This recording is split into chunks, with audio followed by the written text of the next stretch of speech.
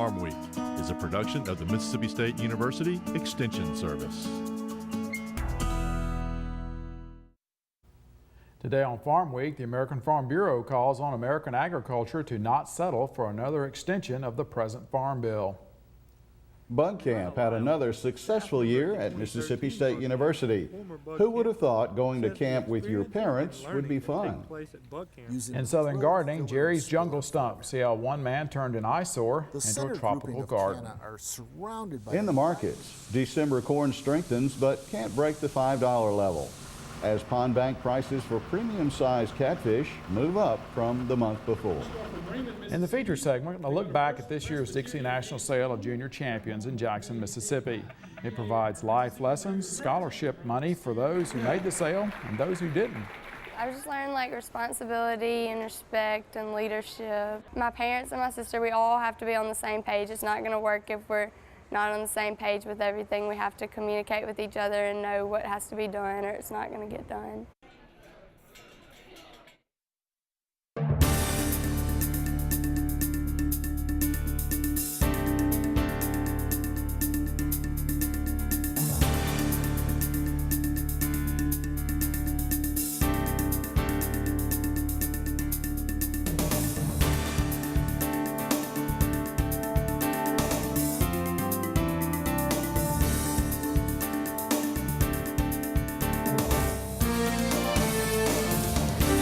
Good day, everyone. I'm Leighton Spann. And I'm Artis Ford. Welcome to Farm Week. The Congress is still on its August recess, but it can't escape the Farm Bill. Leighton, America's congressmen and women may be spread out across the United States, but the American Farm Bureau is working to remind them that they should be passing a farm bill, and that's their top priority when they return. Tuesday, AFB President Bob Stallman said that his group is working to, in his words, bring the heat during the congressional August recess. Stallman told a Mitchell, South Dakota farm show that it's premature to talk about another extension of the present 2008 Farm Bill. He urged farmers and ranchers to send the Congress the message that they'll settle for nothing less than a new farm bill. 5 days earlier, however, AFB's own Director of Congressional Relations told a Missouri State Fair audience that it's unlikely that Congress will pass a farm bill by September 30th. AFB's Mary Kay Thatcher said that the Congress's first priority will be to pass 12 appropriations bills which keep the federal government funded. She thinks it could be as late as early December before a new farm bill has a chance of passage. One of the more unique events that takes place each summer at Mississippi State University is affectionately known as Bug Camp. The oldest residential entomology camp in the world is an intergenerational camp. It provides a rare experience to campers 10 years old and older. Farm Week's Jonathan Parrish reports. Campers from across the country come to Starkville, Mississippi in the summer to satisfy their craving to learn about all things bugs. At Bug Camp, you get to go on collecting trips and hear from Mississippi State University professors on subjects such as medical entomology and insect rearing. Campers also participate in activities like insect photography and get to use some of the same equipment the real entomologists utilize. Camp Director and Extension Associate Professor Dr. John Guyton says the camp has been well received by parents and campers alike and provides a way for campers to get hands-on experience with the bugs and gives them a glimpse into the world of an entomologist. And sometimes there is some shock that there is an actual camp all about bugs.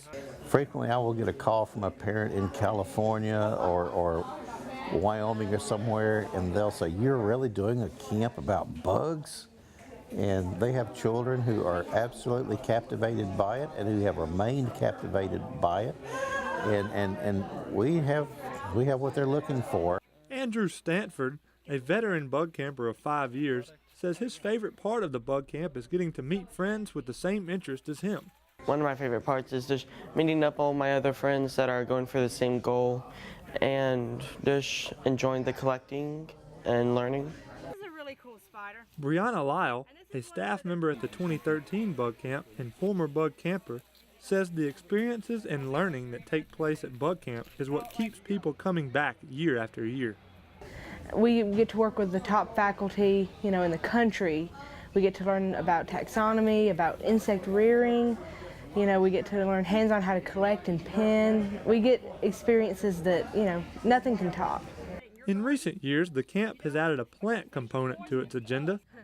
Campers learn about the important relationship between insects and plants. From the longest-running bug camp in the world, I'm Jonathan Parrish, reporting. If you are interested in Mississippi State University's bug camp for next summer, contact Dr. John Guyton, 662-325-3482. That's 662-325-3482. We'll also have this number on our Farm Week website and Facebook page. With a little creative thought, landscape challenges can become major features. In this week's Southern Gardening segment, Extension horticulturist Dr. Gary Bachman will show us how one gardener has turned an ugly stump into a stunning landscape attraction.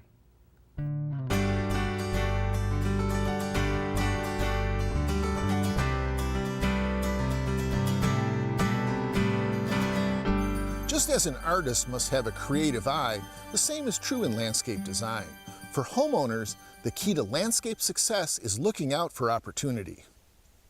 In a previous segment, I visited with my friend Jerry and watched as he transformed an unwanted dead stump along his driveway into a beautiful rustic planter made from scraps of tin.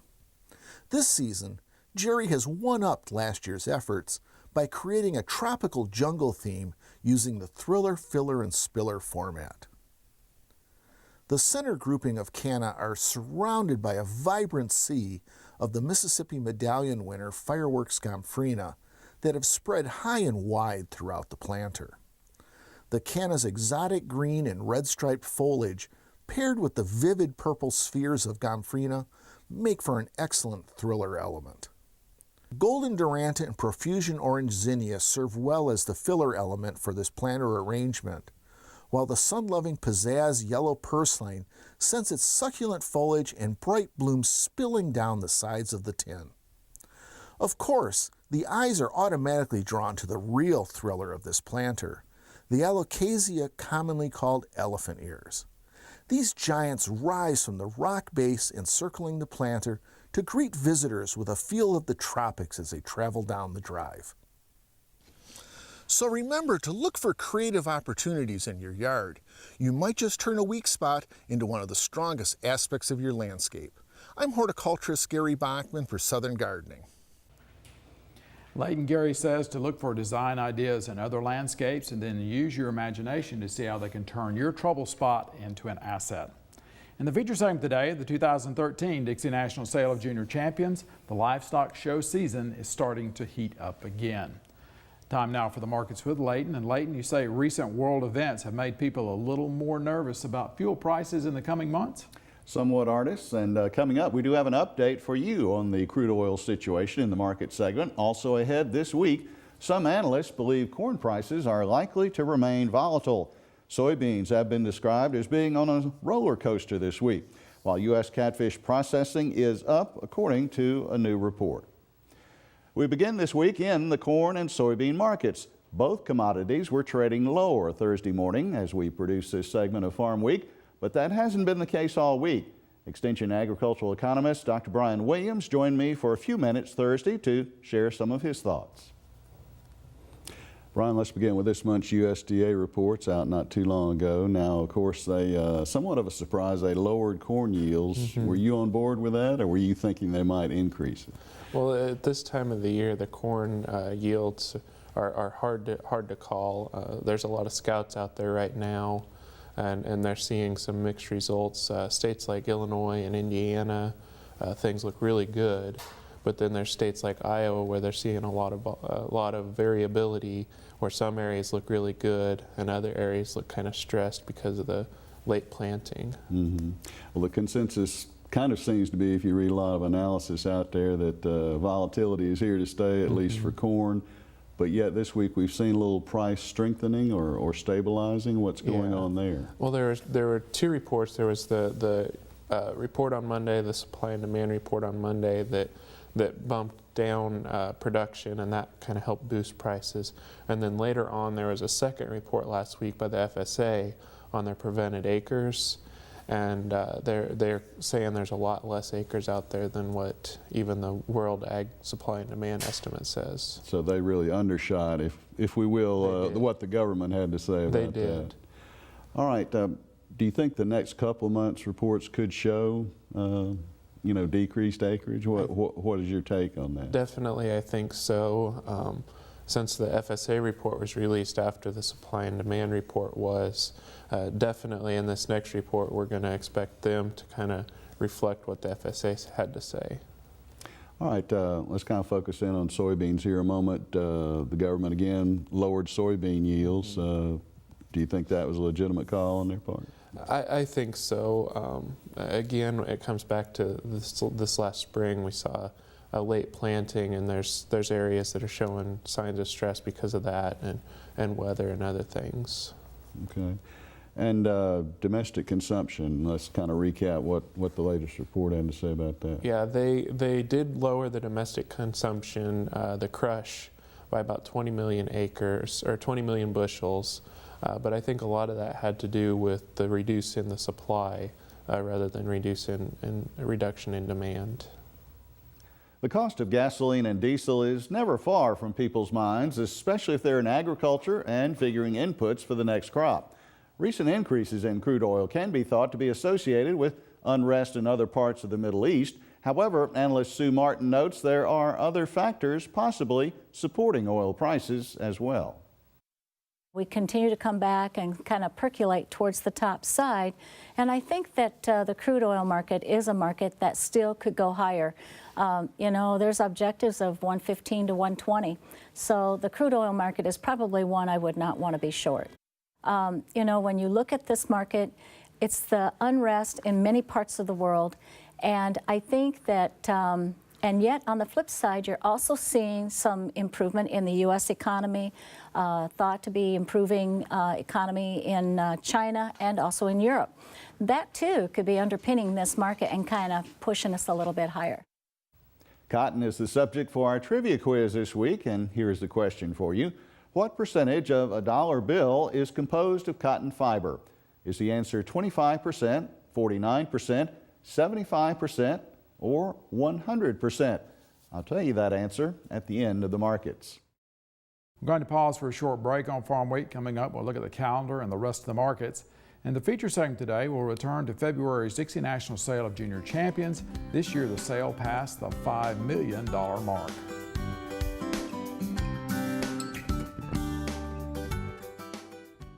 At Mississippi State University, Extension is reaching beyond the college campus and impacting adult education. We're instructing agricultural professionals on the latest trends in research and technology, inspiring communities, empowering small businesses, and promoting the growth of healthy families where youth and adults can reach their fullest potential. The MSU Extension Service, sharing our vision for the future. Well, before we get back to the markets, let's look at the Farm Week calendar. 2 tree identification workshops will be held in September. You'll learn ways to identify trees even if you can only find the leaves. Part of this workshop will take place outdoors. Please dress in field clothes, and this includes boots and insect repellent. The date for the first workshop is Monday, September 9th. The location is the Tallahatchie County office in Charleston of the Mississippi State University Extension Service. Hours are 8:30 a.m. to 1:30 p.m. Registration is $20. You need to pre-register by Tuesday, September 3rd, so lunch plans can be made. The second will be held Friday, September 13th. The location is the Black Creek Outfitters Camp on Bowling Green Road near Lexington. The hours are 9 a.m. to 1 p.m. The registration fee is $20 per person. Once again, please register by Friday, September 6th. Maps will be available on our Farm Week website. Go to our Farm Week website at farmweek.msucares.com for information on these and other events. Now check out this week's Farm Week Snapshot.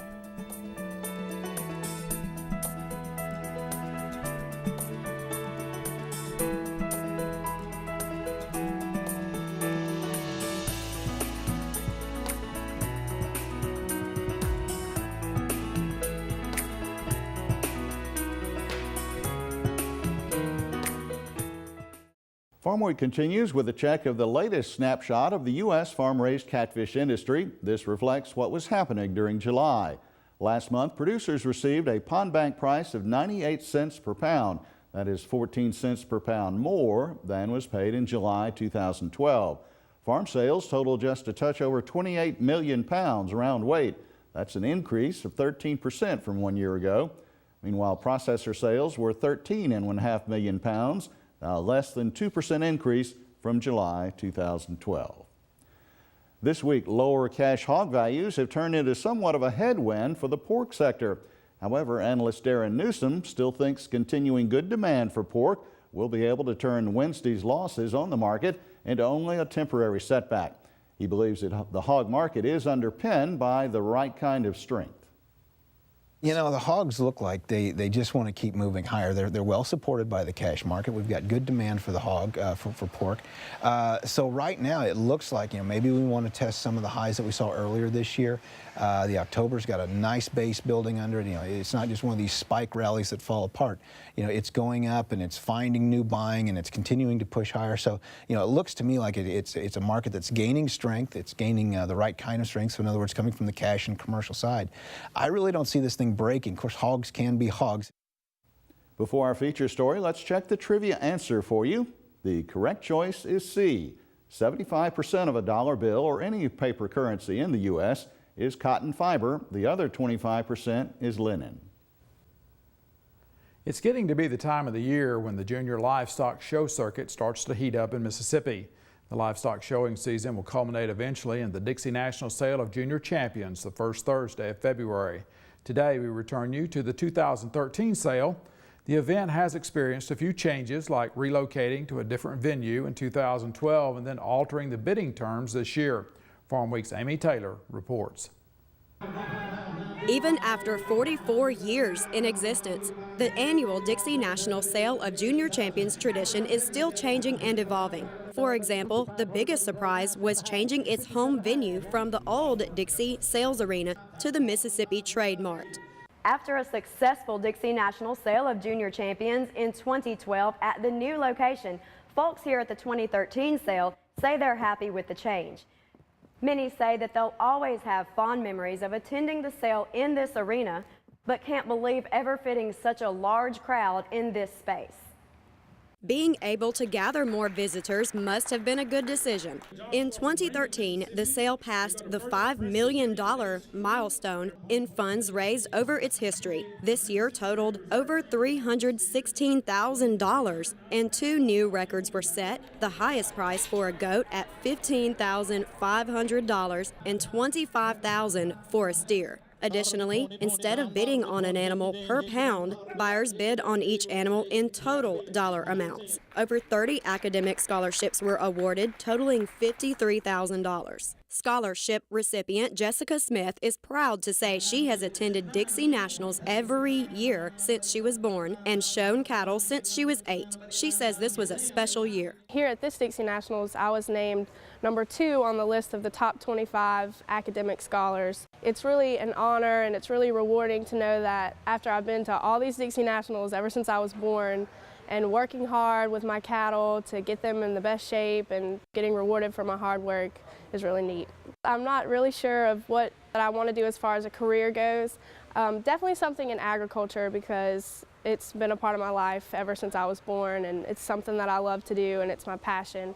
So just telling others about the importance of agriculture. In addition to showing, Smith participates in several other 4-H activities, one of which is performing arts. She even received the honor of singing the national anthem at the 2013 Dixie Nationals Rodeo. When looking back on her showing career, she says one funny and possibly dangerous incident stands out. When I was 8 or 9 years old, and it was one of my first years showing, and a big Brahma bull got loose on the other side of the ring, and as soon as the chain on the halter clicked, about 12 different kids' calves got loose during showmanship and came stampeding towards me.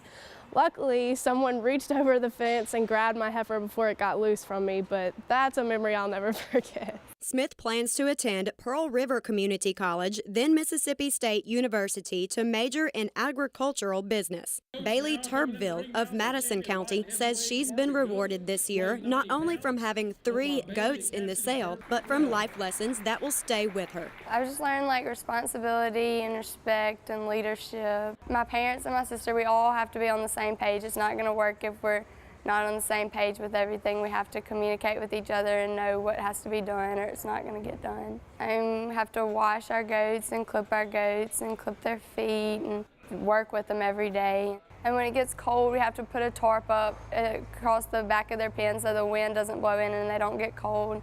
We have to put their covers on them and so they stay warmer, especially when they don't have as much hair on them. It's a lot of hard work, and getting up at 5:30 every morning to go feed and stuff isn't as fun then, but then it all pays off at the end. You've worked all year and you're standing out there and that judge comes up and shakes your hand. It just makes it all worth it. Additionally, Turbeville comments on what it's like explaining to her school friends the concept of showing market goats, such as judging their muscle mass and conformation. They don't have a clue about anything. I mean, I try to inform them and stuff, but they care and they just don't get it. They don't understand how big of a deal it is. They're just wondering, like, a goat, like, why a goat? And so, I mean, they don't understand that. They just think it's a regular old brush goat and that eating a tin can or something, but it's not like that. And I mean, they've realized now, like I've showed them pictures and stuff, so they see now like what it really is. Turbeville says she enjoys this experience because it brings her family closer together. Beef Cattle Premier Exhibitor Scholarship recipient Claylee Chisholm explains why showmanship is her favorite show category. You might not have an animal that can go out and win its class or get grand or reserve, but no matter what the animal looks like really, as long as you stay at home and you work with it, you can make a good showman. In addition, Chisholm says one of her greatest accomplishments was winning first place in 17-year-old showmanship out of about 40 people. She adds that showmanship often involves developing your own personal style in the show ring. I like to have good posture in showmanship. A lot of people will bend over and get closer to their cattle when I like to stand farther away and stand up straight and really show off my animal. Additionally, Chisholm says a truly great showman always maintains respectable, sportsmanlike conduct and appropriate behavior. People are going to see you if you walk out of the ring and, hit your cow or, get real upset and stomp your foot. But, it's important just as much to be a graceful loser as it is to be a graceful winner. Because if you come outside the ring and you're boasting and bragging, people aren't going to react well to that. Chisholm says this year was bittersweet since it's her last year to show. To obtain such strong support for the livestock show and sale of champions, committee member Chris Glick says it's nearly a year-long effort. It's something that I just have grudgingly learned to do for this very important cause. It's hard for me to ask for money, but we use corporations and individuals. Many of the corporations are from the areas where the kids are from that are showing it, and there are some city folks that also get involved because of the value of the project. A lot of the people that will be here today, they do not have that ag background. They're urbanites, they come from areas that they just hadn't had that experience in agriculture. So it's a lot of fun for them because this is the only auction they get to come to, and they get to wear their boots and their hat. So not only are we riding bucking bulls and barrels, we're also looking at market animals as well as the queens and every facet of the rodeo. Additionally, it's a common belief in the livestock community that exhibitors develop strong character through their projects. They value things and money in a different way when they have to work for them, instead of just being given everything. And I think that helps with the charitable spirit that we have very strongly here in Mississippi. There's 2 things that I always tell people that they really do need to get involved with and that I'm thankful my parents got me involved in, and that's church and 4-H. It has allowed me to go to nearly every state in the United States, and if I sat here and talked about memories, I could talk all day because there's just so many good memories, not of winning trophies, but of just being with friends and being with family. With so many fond memories to look back on and exciting opportunities to look forward to, those who show livestock can say they are well equipped for success in the future. From Jackson, Mississippi, I'm Amy Taylor reporting. And you can watch this story again on our Farm Week website, Facebook page, or YouTube. You can go to our Facebook page and like us if you like, and you can get to see all of our Farm Week videos there. We'll also have links and telephone numbers there to help you find out more about junior livestock shows in Mississippi. You can also contact your county extension service office to join Mississippi 4-H, and we have that link as well to find your county office. Participation through Mississippi 4-H is available at many public schools. Our website's farmweek.msucares.com. And one thing to think about, Leighton, is with the goats and sheep aspect now, you can have a livestock project and not have to have a huge investment or a huge amount of land to make it work. So our congratulations to those who were part of the sale this year. We'll be at the end of Farm Week for this week. On our next show, meet the president of the American Soybean Association, and he's from Mississippi. Danny Murphy of Canton, Mississippi is the point person for all of America's soybean farmers. Murphy says growers already operate in a sustainable manner because it's the only way to stay in business. You'll also drop by the Mississippi State University Livestock Judging Camp. It teaches junior livestock showmen what makes up a good show animal and how to communicate what they've learned. In Southern Gardening, Sun Patience. There are 15 varieties that will stand up to the sweltering days of summer. For the rest of the Farm Week crew, I'm Artis Ford. And I'm Leighton Spann. Thanks so much for watching. We'll be back next week.